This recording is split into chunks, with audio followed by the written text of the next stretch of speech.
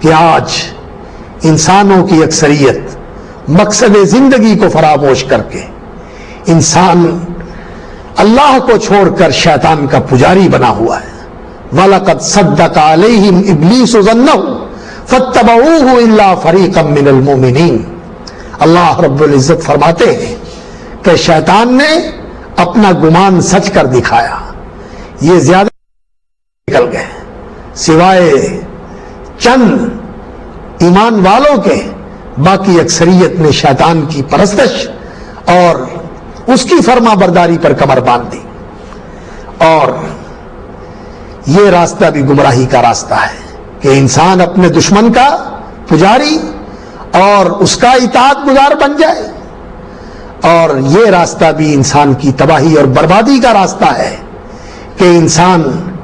اپنی خواہشات اور اپنی منمانیوں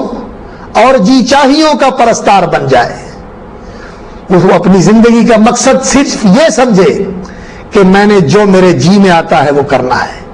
جو میرا من کہتا ہے وہ میں نے کرنا ہے۔ خواہشات، شہوات، منمانیاں اور جی چاہیاں، ان کو پورا کرنا، یہ بھی اے انسان تیرا مقصد زندگی نہیں ہے۔ تو یہاں اس لیے آیا ہے کہ اللہ رب العزت کی مرضی پوری کرے، اللہ رب العزت کی چاہت پوری کرے، اپنی مرضی اور چاہت کو اللہ کی رضا کے لیے قربان کر دے۔ اور آج اگر انسان اس مختصر سی زندگی میں اپنی چاہت اور خواہش کو اللہ کی چاہت کے لیے قربان کرتا ہے تو کل آنے والی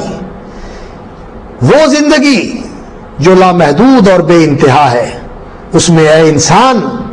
وہ اللہ رب العالمین احکم الحاکمین تیری ہر چاہت اور خواہش کو پوری کرے گا۔ لیکن اگر تو اپنی منمانیاں کرنا چاہے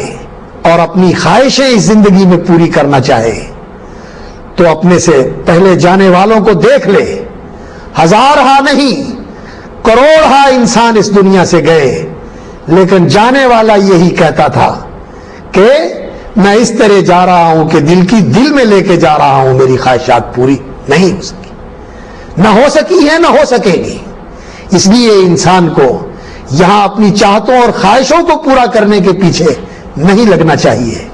بلکہ اللہ کی عبادت کے اوپر اپنے آپ کو لگا کے اللہ کی رضا کو مقصود و مطلوب بنانا چاہیے۔ اور یہ حقیقت جب انسان کو نصیب ہو جاتی ہے تو پھر انسان کی زندگی کا یہی شعار ہوتا ہے، جیسا کہ اللہ رب العزت نے سرور دو عالم صلی اللہ علیہ وسلم کو مخاطب کر کے فرمایا کہ آپ اس کا اظہار فرمائیں،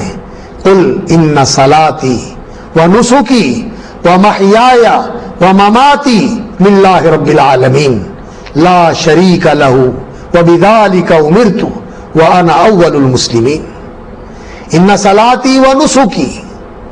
آپ یہ اعلان کر دیجئے کہ میری بدنی عبادت، میری مالی عبادت، میرا جینا اور میرا مرنا یہ سب اللہ کے لیے ہے۔ پھر انسان اپنے آپ کو اللہ کی عبادت پہ لگا دیتا ہے اور اس کا مال اللہ کی رضا کے لیے خرچ ہوتا ہے، اور انسان کا جینا اور مرنا اللہ کے لیے ہوتا ہے۔ جیسا کہ خواجہ فرید الدین مسعود گنج شکر رحمت اللہ علیہ کے بارے میں منقول ہے، ان کی حیات میں ذکر کیا ہے کہ وہ تہجد کے وقت یہ پڑھا کرتے تھے، خاک شوم زیر پائے توزیم، میرا جی تو یہ چاہتا ہے کہ میں خاک ہو جاؤں اور تیرے قدموں میں پڑا رہوں، از بہر تو میرم وز برائے توزیم، تیرے لیے مروں اور تیرے لیے جیوں، یہ میری زندگی کا مقصد ہے۔